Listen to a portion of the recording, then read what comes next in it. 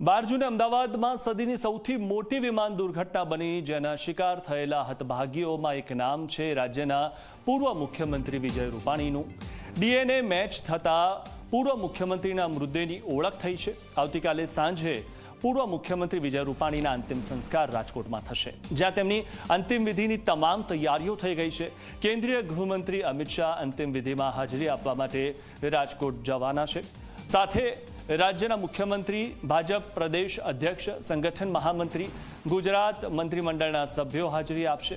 કેન્દ્રીય મંત્રીમંડળના અન્ય કેટલાક નેતાઓ પણ પૂર્વ મુખ્યમંત્રીના અંતિમ સંસ્કારમાં હાજરી આપી શકે છે। મંગળવારે રાજકોટમાં અને બુધવારે ગાંધીનગરમાં પૂર્વ મુખ્યમંત્રીની પ્રાર્થના સભા રાખવામાં આવશે। વિજય રૂપાણીના નિધનથી રાજકોટ શોકમાં ડૂબ્યું છે અને હંમેશા લોકોની મદદ માટે તૈયાર રહેતા પૂર્વ મુખ્યમંત્રીને રાજકોટ સહિત આખું ગુજરાત ભીની આંખે શ્રદ્ધાંજલિ આપી રહ્યું છે। મહત્વનું છે કે સંવેદનશીલ મુખ્યમંત્રી તરીકે જાણીતા વિજય રૂપાણીએ 5 વર્ષ સુધી ગુજરાતની ધુરા સંભાળી હતી। 12 જૂને અમદાવાદથી લંડન જતી ફ્લાઇટમાં તેઓ પોતાના પરિવારને મળવા માટે જઈ રહ્યા હતા, પરંતુ આ ફ્લાઇટ દુર્ઘટના બની અને તેમનું નિધન થયું। તો પૂર્વ મુખ્યમંત્રી વિજય રૂપાણીનું નિધન થયું હતું 12 જૂને જે દુર્ઘટના બની હતી તેમાં, અને હવે આપણી વચ્ચે જ્યારે પૂર્વ મુખ્યમંત્રી વિજય રૂપાણી નથી રહ્યા, આવતીકાલે તેમની અંતિમ વિધિ છે રાજકોટમાં થવાની છે।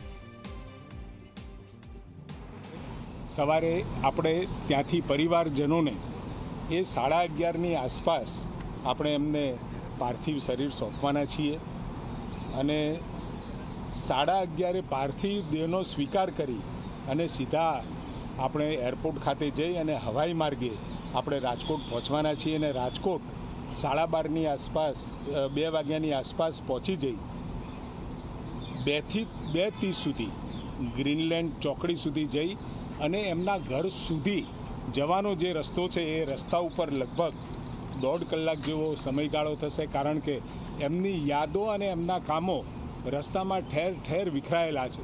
લોકોની લાગણી છે કે તમે એરપોર્ટથી એમના ઘર સુધી લઈ જાઓ, ત્યાં સુધીમાં અમારે પુષ્પાહાર કરવા, એમના અંતિમ દર્શન કરવા માટે ત્યાં રોકાવાની એમને વિચારણા કરી હતી અને એ કહેણ પણ આવ્યું છે કે આ હીરાસરથી નીકળી પછી અને ગ્રીનલેન્ડ ચોકડીથી એમના ઘર સુધી જાઓ તો એટલે આ રૂટ લગભગ 1.5 કલાકનો થયો છે અને 4 થી 5 4 વાગે ઘરે પહોંચી નિવાસસ્થાને પૂજિત પ્રકાશ સોસાયટી નિર્મલા કોન્વેન્ટ સ્કૂલની સામે એમના પાર્થિવ દેહને રાખવામાં આવશે અને 4 થી 5 એટલે 1 કલાક સુધી અંતિમ દર્શન માટે લોકો માટે ત્યાં મૂકવામાં આવશે।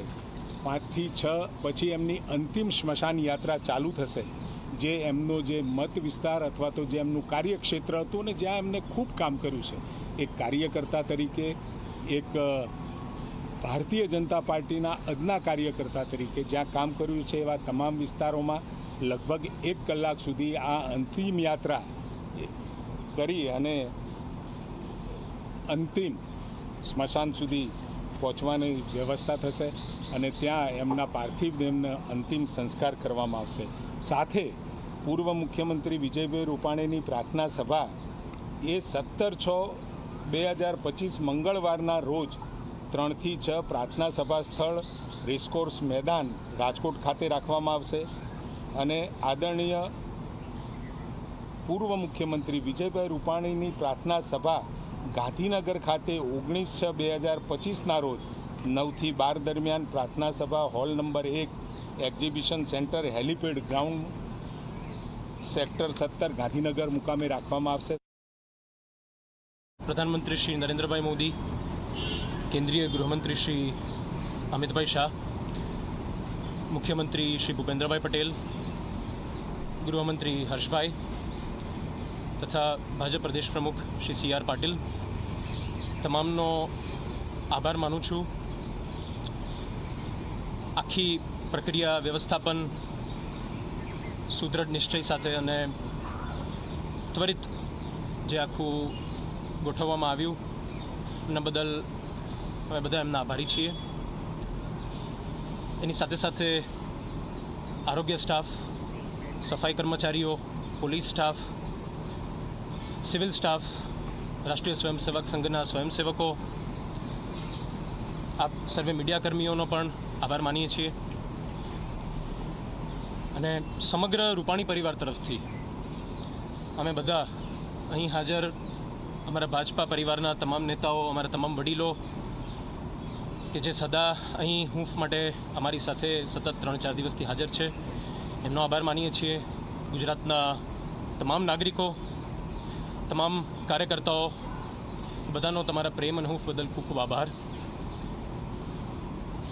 અને ફરી વખત તમામ દિવંગતોને અમારા બધા તરફથી શ્રદ્ધાંજલિ.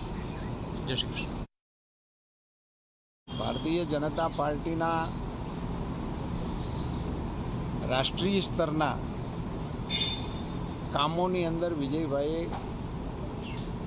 રાષ્ટ્રીય નેતૃત્વના વિશ્વાસુ સાથીદાર તરીકે મહારાષ્ટ્ર, પંજાબ અને અન્ય પ્રાંતોમાં પણ બખૂબી જવાબદારી નિભાવી છે. છેલ્લી ઘડી સુધી આ ફ્લાઇટમાં બેસતા પહેલાં સુધી એ પંજાબની અંદરની ચૂંટણી પ્રક્રિયાઓની અંદર વ્યસ્ત હતા. એમની જીવન સફરના છેલ્લા શ્વાસ સુધી તેઓએ પાર્ટી માટે કામ કર્યું. વ્યક્તિ કરતાં પક્ષ મોટો છે ને પક્ષ કરતાં દેશ મોટો છે.